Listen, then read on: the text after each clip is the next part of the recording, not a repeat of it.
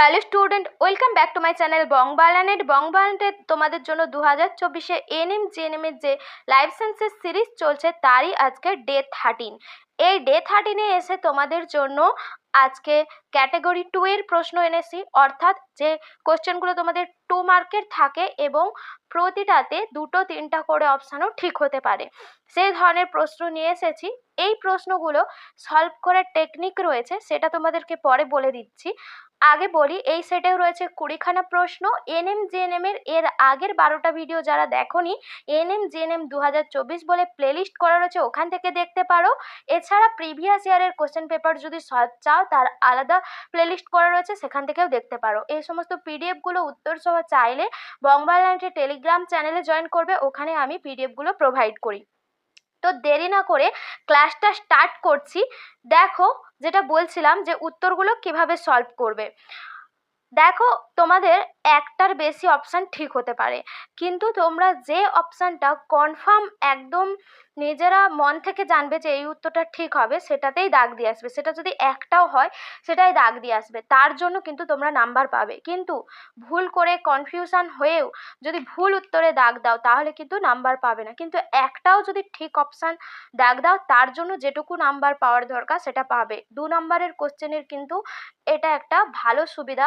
1 নম্বরের কোশ্চেনগুলো যেমন কি উত্তর ভুল হলে আর সেখানে নাম্বারই পাওয়া যায় না, কিন্তু যেহেতু এগুলো 2 নম্বরের কোশ্চেন, এখানে তুমি যদি একটা ঠিক উত্তরে দাগ দাও সে তার জন্যই মার্কস পাবে।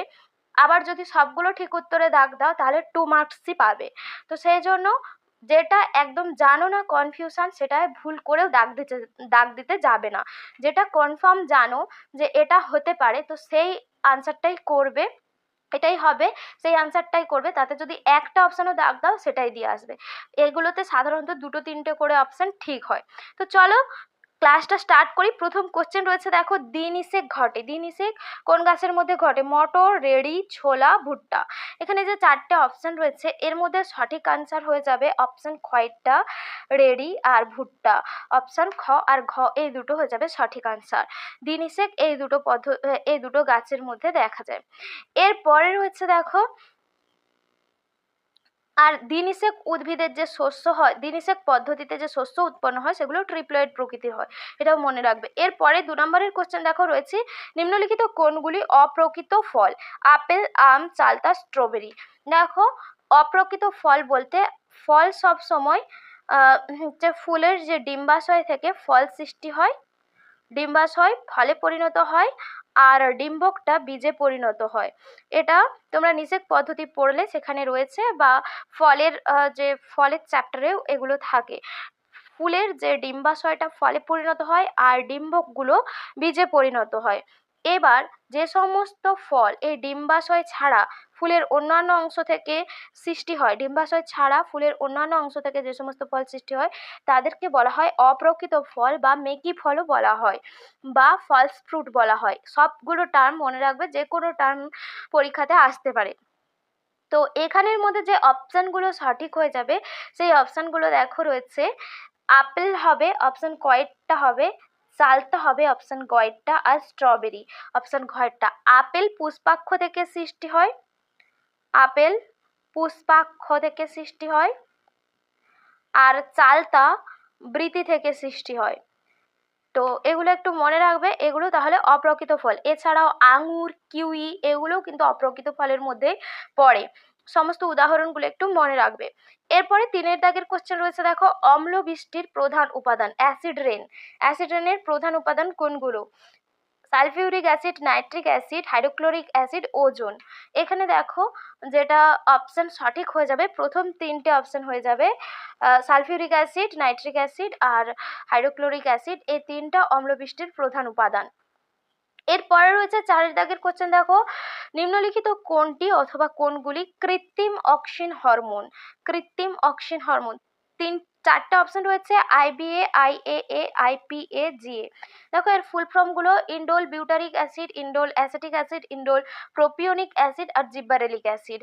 এর মধ্যে কৃত্রিম অক্সিন হরমোন হয়ে যাবে প্রথম তিনটা IBA, IA, IPA। আর যেটা রয়েছে জিব্বারেলিক অ্যাসিড, জিব্বারেলিনের রাসায়নিক নাম জিব্বারেলিন হরমোনের, সেই জন্য এটা হবে না। এরপরে 5-এর দাগের কোশ্চেন রয়েছে, দেখো নিম্নলিখিত কোনগুলি BDN এর বৈশিষ্ট্য? দক্ষিণাবর্তী পাকযুক্ত তন্তু দুটির মধ্যেকার দূরত্ব 20 অ্যাংস্ট্রম, একটি সম্পূর্ণ পাকে 12 জোড়া নিউক্লিওটাইড থাকে, একটি সম্পূর্ণ পাকের দৈর্ঘ্য 34 অ্যাংস্ট্রম। এই ধরনের প্রশ্ন কিন্তু পরীক্ষায় প্রচুর আছে, ইম্পর্টেন্ট কোয়েশ্চেন। দেখো BDN এর বৈশিষ্ট্য কোনটা? BDN এর দক্ষিণাবর্তী পাকযুক্ত, এটা ঠিক হবে। তন্তু দুটির মধ্যেকার দূরত্ব 20 অ্যাংস্ট্রম, এটাও ঠিক হবে। আর যেটা এটা সম্পূর্ণ পাকের দৈর্ঘ্য 34 অ্যাংস্ট্রম, এটাও ঠিক হবে। তার মানে এই তিনটা অপশানই হয়ে যাবে সঠিক আনসার, যেগুলো BDN এর বৈশিষ্ট্যর মধ্যে আসছে, ক, খ আর ঘ। আর যেটা গয়ের অপশানটা রয়েছে, এখানে দেখো বলেছে একটি সম্পূর্ণ পাকে 12 জোড়া নিউক্লিওটাইড থাকে, BDN তে একটা সম্পূর্ণ পাকে 10 জোড়া নিউক্লিওটাইড থাকে। তো সেই জন্য এখানে এটা হয়ে যাবে হচ্ছে ভুল, বাকিগুলো সব ঠিক হবে, একটু মনে রাখবে। এরপরে রয়েছে 6-এর দাগের কোশ্চেন, নিম্নলিখিত কোনগুলি বিপন্ন প্রজাতির উদ্ভিদ? বিপন্ন প্রজাতির উদ্ভিদ দেখো রয়েছে ঘৃতকুমারী, সিংকোনা, ধুতুরা, নিটাম। এখানে যে সঠিক অপশন হয়ে যাবে, অপশন কয়েকটা হয়ে যাবে আর অপশন ঘয়েরটা হয়ে যাবে। হচ্ছে গিয়ে ঘৃতকুমারী আর নিটাম, এই দুটো হয়ে যাবে সঠিক আনসার। এরপরে দেখো 7-এর কোশ্চেনটা, এটা একটা খুব গুরুত্বপূর্ণ প্রশ্ন রয়েছে 7-এর কোশ্চেনটা। ওয়েস্টার্ন ঘাটস হটস্পট কোন অঞ্চল জুড়ে অবস্থিত?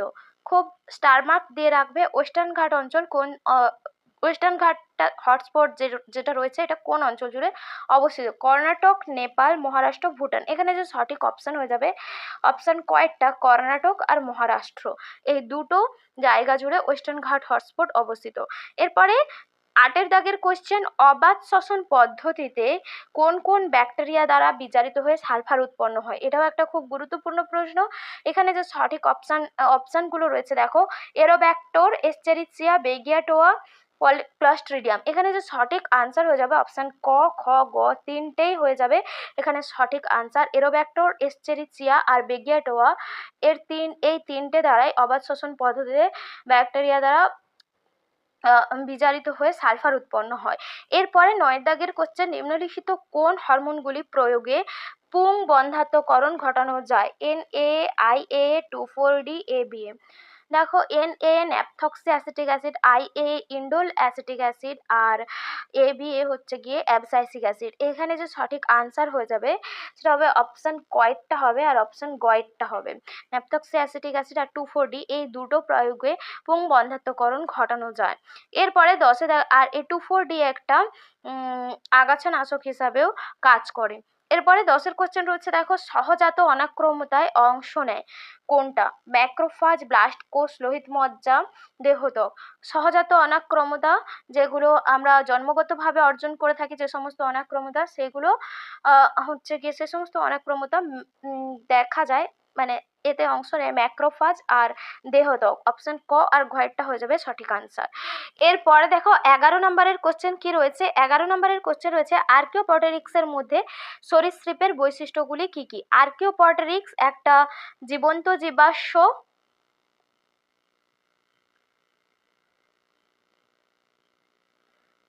জীবাশ্ম যেটা সরীসৃপ আর পাখির মধ্যে সংযোগ রক্ষা করে। সরীসৃপ পর্ব ও পাখি এই দুটো পর্বের মধ্যে সংযোগ রক্ষা করে, সেই জন্য এগুলোকে মিসিং লিঙ্ক বা লুপ্ত সংযোজকও বলা হয়। তো এর মধ্যে সরীসৃপের কি কি বৈশিষ্ট্য দেখা যায় সেগুলো তোমাদেরকে বলতে হবে। দেখো অপশনগুলো কি রয়েছে, আঙুলের অগ্রভাগে নখরের উপস্থিতি, চোয়ালে সম আকারের দাঁতের উপস্থিতি থাকে, অগ্রপদ ডানায় রূপান্তরিত হয়, দেহের উপর পালকের উপস্থিতি। এখানে দেখো অপশন কয়েরটা আর ক্ষয়েরটা এই দুটো সরীসৃপের বৈশিষ্ট্য, আঙুলের অগ্রভাগে নখ থাকে আর চোয়ালে সম আকারের দাঁতের উপস্থিতি থাকে, এই দুটো সরীসৃপের বৈশিষ্ট্য আর্কিওপটেরিক্সের মধ্যে দেখা যায়। আর যে দুটো রয়েছে, অগ্রপদ ডানায় রূপান্তরিত হয় আর দেহে পালকের উপস্থিতি, এই দুটো আর্কিওপটেরিক্সের পাখির বৈশিষ্ট্য। তো এই থেকেই প্রমাণ পাওয়া যায় যে এটা সরীসৃপ আর পাখির মধ্যে একটা লুপ্ত সংযোজক বা মিসিং লিঙ্ক হিসাবে কাজ করে। এরপরে 12 দাগের কোশ্চেন রয়েছে দেখো, সমার্থক কোডন হলো, নিম্নলিখিত কোনগুলি সমার্থক codon? AAA, AAG UAA UAG। এখানে যে সঠিক আনসারটা হয়ে যাবে সেটা অপশন ক আর খ। এই দুটো কোডন হলো সমার্থক কোডন বা সমাপ্তি কোডন যেগুলোকে বলা হয়। আর UAA UAG এগুলো স্টার্ট কোডন। তো এরপরে রয়েছে 13 দাগের কোশ্চেন, অটোজোম যেসব জিন বহন করে। এই যে নিচে 4টে অপশন রয়েছে তার মধ্যে অটোজোম কোন জিনগুলোকে বহন করে? অ্যালবিনিজম, হিমোফিলিয়া, বর্ণান্ধতা, থ্যালাসেমিয়া। দেখো এখানে যে সঠিক অপশন হয়ে যাবে অপশন কয়েকটা হয়ে যাবে অ্যালবিনিজম আর থ্যালাসেমিয়া। এই দুটো রোগ কিন্তু অটোজোম বাহিত রোগ রোগ বা অটোজোম ঘটিত রোগ। আর যেটা রয়েছে হিমোফিলিয়া, বর্ণান্ধতা, এগুলো এক্স ক্রোমোজোম ঘটিত রোগ বা হচ্ছে সেক্স লিঙ্কড ঘটিত রোগ। ঠিক আছে, তো এই জন্য এক্স ক্রোমোজোমের মধ্যে এর জিনগুলো থাকে হিমোফিলিয়া আর বর্ণান্ধতার। আর অটোজোমের মধ্যে এই যে থ্যালাসেমিয়া বাহক জিন থাকে 16 নম্বর ক্রোমোজোমে, 16 নম্বর ও 11 নম্বর ক্রোমোজোমে। ঠিক আছে, এগুলো একটু খেয়াল রাখবে, এগুলো কিন্তু পরীক্ষায় আসে। যেটা হিমোফিলিয়া থ্যালাসেমিয়া এ সেটার জন্য 16 নম্বর ক্রোমোজোম দায়ী, আর থ্যালাসেমিয়া বি সেটার জন্য 11 নম্বর ক্রোমোজোম দায়ী। একটুখানি থ্যালাসেমিয়া সম্পর্কে বলে দিলাম এখানে। এরপরে রয়েছে দেখো 14 দাগের কোশ্চেন, নিচের কোনগুলি এসটিডি মানে সেক্সুয়াল ট্রান্সমিটেড ডিজিজ কোনগুলো? AIDS, gonorrhoea, syphilis, diarrhoea. এখানে যে সঠিক অপশন হয়ে যাবে অপশন ক খ গ তিনটেই হয়ে যাবে এখানে সঠিক আনসার। এইডস, গনোরিয়া, সিফিলিস তিনটাই সেক্সুয়াল ট্রান্সমিটেড ডিজিজ। এইগুলোর যে প্যাথোজেনের নামগুলো তোমরা একটু কমেন্ট বক্সে আমাকে জানিয়ে যাবে। আমি আগের কোনো ভিডিওতে এর প্রত্যেকটার প্যাথোজেনের নাম পড়িয়েছি, এর প্যাথোজেনের নামগুলো তোমরা কমেন্ট বক্সে আমাকে কমেন্ট করে জানাবে। ঠিক আছে, এই তিনটে রোগের প্যাথোজেনের নাম। এরপরে 15 দাগের কোশ্চেন রয়েছে দেখো, নিম্নলিখিত কোনটি অথবা কোনগুলি উভলিঙ্গ ফুল? 4টে অপশন রয়েছে, কুমড়ো, জবা, অপরাজিতা, করবী। এখানে দেখো উভলিঙ্গ ফুল বলতে যে ফুলে পুংস্তবক ও স্ত্রীস্তবক দুটোই থাকে সেটাকে উভলিঙ্গ ফুল বলা হয়। তো এখানের মধ্যে আমরা যদি অপশনগুলো একটু ভালো করে দেখি, জবা, অপরাজিতা আর করবী এই তিনটের মধ্যেই কিন্তু পুংস্তবক স্ত্রীস্তবক একই ফুলে অবস্থান করে, সেই জন্য এগুলো উভলিঙ্গ ফুল। কুমড়ো কিন্তু হচ্ছে কি একলিঙ্গ ফুলের মধ্যে পড়ে।